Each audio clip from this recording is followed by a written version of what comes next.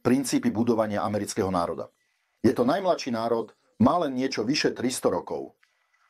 To znamená, že v podstate pri jeho vzniku zakladatelia tohto národa zohľadnili tie chyby, ktoré urobila Rímska ríša, ríša Alexandra Macedónskeho, Ruská ríša. A v tomto smere, ako najnovší národ, sa podľa svojich princípov výstavby dostali povedzme ďaleko pred ostatných, pretože zohľadnili chyby. Skús napraviť štátne zriadenie v tisícročnej ríši, napríklad v nejakej osmanskej. Ale pri budovaní novej ríše, nového národa, je to jednoduchšie urobiť. I hneď zakladajú nové princípy, ktoré zodpovedajú aktuálnym úlohám, ktoré umožňujú zlepšiť napríklad princíp identity. Napríklad americký národ. Identita podľa migračných tokov. To je úplne nový príbeh, ktorý je napríklad v Nemecku, alebo vo Francúzsku, alebo v Británii úplne nemožný. Ale tu sa objavila a to umožnilo americkému národu naozaj sformulovať pojem národa cez občianstvo. To znamená, že napríklad ruský národ, to je národ podľa kultúry. Americký národ, to je národ podľa štátneho zriadenia a občianstva. A v tomto ohľade sa samozrejme americký národ ukázal ako najúspešnejší. Pretože za 300 rokov sa vyformovať na superveľmoc, to je veľký úspech už len z hľadiska budovania národa. A prvá aj druhá svetová vojna, to boli obrovské stupne tohto úspechu.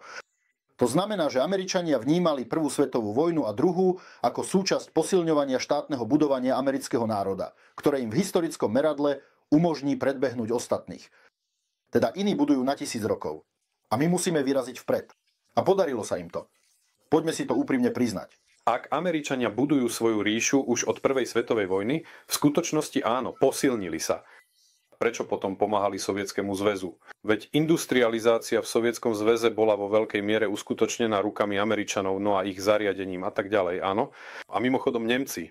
Ale s Nemcami tam prebiehala vzájomná výmena. To znamená, že zariadenia, stroje a technológie pochádzali z Nemecka. Naopak, smerom späť išli potraviny, suroviny, drevo a podobne. A čo sa týka Američanov, poslal som vám rozpis, je zaujímavý. Zo Spojených štátov do Ruska ide veľký tok v rámci zahraničného obchodu, áno. A opačný smer je veľmi malý, je tam niekoľkonásobne menší a žiadna kompenzácia nebola. No, dobre. Prečo? Čo robia takto? Pozrite sa. Tu je dnešný príklad. Ukrajina.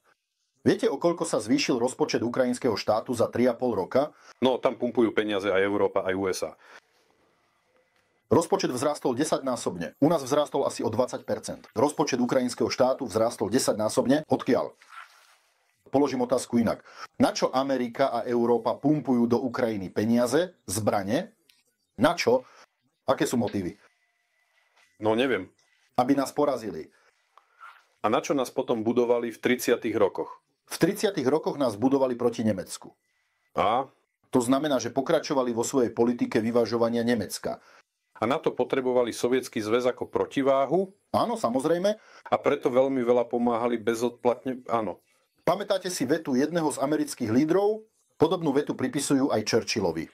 Budeme pomáhať Nemecku, ak bude Nemecko prehrávať, a budeme pomáhať Sovietskému zväzu, ak bude prehrávať Sovietsky zväz. No, takáto veta koluje, pravda. Jej dôveryhodnosť je taká... V skutočnosti to tak aj je. To je rovnováha. Amerika nemá také ozbrojené sily, aby porazila celý svet. To znamená, že treba vyvažovať, venovať sa geopolitike. A v geopolitike je to veľká šachová hra, niekedy to tak nazývajú. Treba posilňovať jedných proti druhým a posilnili Sovietsky zväz, keďže zostal a prežil oproti iným konkurentom v Európe. Týmto spôsobom v budúcnosti poštvávali Európu proti sebe, veď Sovietsky zväz bojoval práve tými zbraňami, ktoré boli vytvorené v továrniach, ktoré vytvorili Američania však. Áno. A navyše ich od začiatku robili s dvojakým využitím na výrobu civilnej aj vojenskej produkcie. To znamená, že to bolo priamo takto plánované. Len plánuj, len povedal si to slovo správne. Presne takto to bolo plánované. Nový štát zohľadnil predchádzajúce chyby, nefunguje na základe intuície a metódy pokusomil ako slepé mačiatko, ale na strategickej úrovni. Američania plánovali vojnu v Európe a to vopred. Ak nemáte tanky, nebudete bojovať. Uzavriete Brest-Litovský mier. Obrazne povedané áno.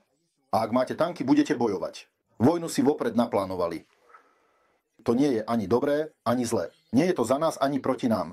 Je to manipulácia ako hlavná metóda práce Spojených štátov amerických ako Novej ríše. Manipulácia rozdeľuj a panuj. No, princíp je starý, ale v novom formáte na novej úrovni. A ďalší krok teda znamená pomoc Sovietskému zväzu vo vojne proti Nemecku počas druhej svetovej vojny. Áno, pokračovanie politiky, aby Nemci opäť išli. Pozri, Poďme na to ešte raz. Prvá svetová vojna, Takže druhá svetová vojna. úplne rovnaké východiskové podmienky.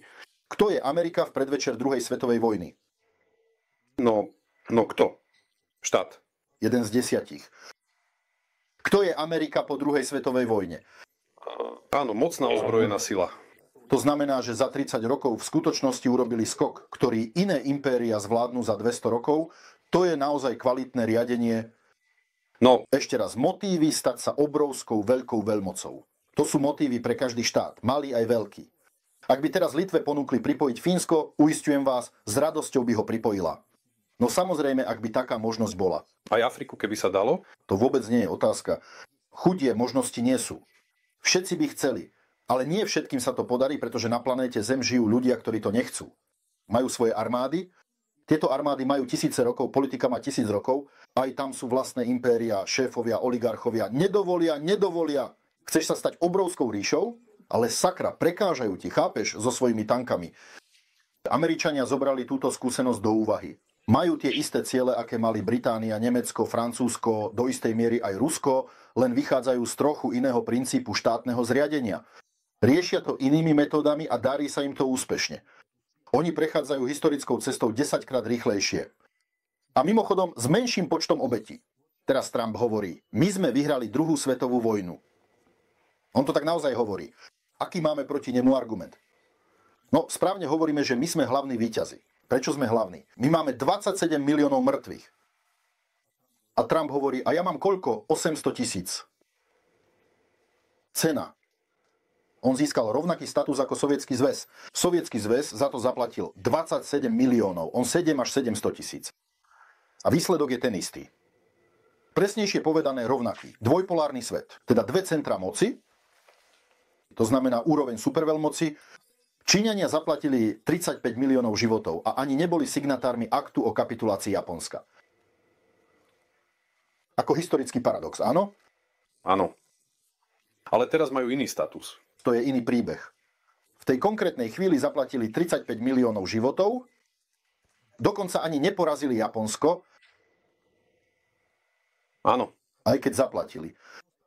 Preto status, za ktorý zaplatili, teda fakt, že zaplatili, nie je rozhodujúci z hľadiska výsledku. Chápete? Rozhodujúca z hľadiska výsledku je stratégia, či je správna alebo nesprávna. Americká stratégia bola taká, že dosiahli výsledok za menšiu cenu, ale rovnaký ako sme my dosiahli za vysokú cenu. Áno. A Číňania v tom čase taký výsledok vôbec nedosiahli, hoci zaplatili viac. V skutočnosti nevyhrávajú tanky ani útoky, vyhráva rozum. Najvyššou úrovňou rozumu je správna stratégia, správna cesta. Amerika buduje globálnu ríšu, ale na nových princípoch. To, čo sa nazýva unipolárny svet, teda ríša, ktorá sa nenazýva ríšou, Nezáleží na tom, ako to nazveme, v podstate je to isté. vysvetlím. Druhý záver, ktorý Američania vyvodili z histórie, je, že informácia je najdôležitejšia.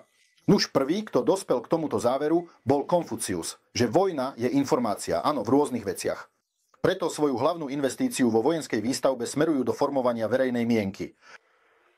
A v tomto zmysle ríša, ktorú nazývajú neokoloniálnou, ako ju nazýva aj Putin, sa nenazýva koloniálnou ríšou. Rozumiete? Pretože sa im podarilo prevziať informačnú agendu. V skutočnosti žijú na úkor kolónií. Čo je to kolónia? To je, keď s tebou nejaké územie ekonomicky spolupracuje nie na dobrovoľne rovnocenných podmienkach. Ty mne, ja tebe, ale na podmienkach. Ako Rusko a Nemecko.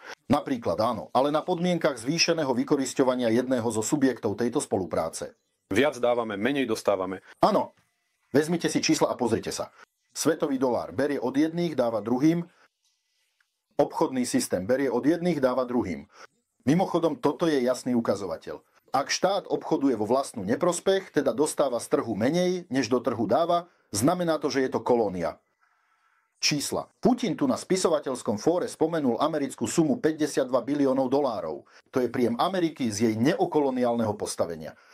Tento príjem je mimochodom väčší, než mala britská ríša. Aj keď tam samozrejme strieľali, povstanie Sipajov, tam sa robili trestné výpravy, Američanom sa podarilo vyhnúť chybám britského impéria a vybudovať koloniálnu ríšu bez takéhoto statusu všeobecného zla.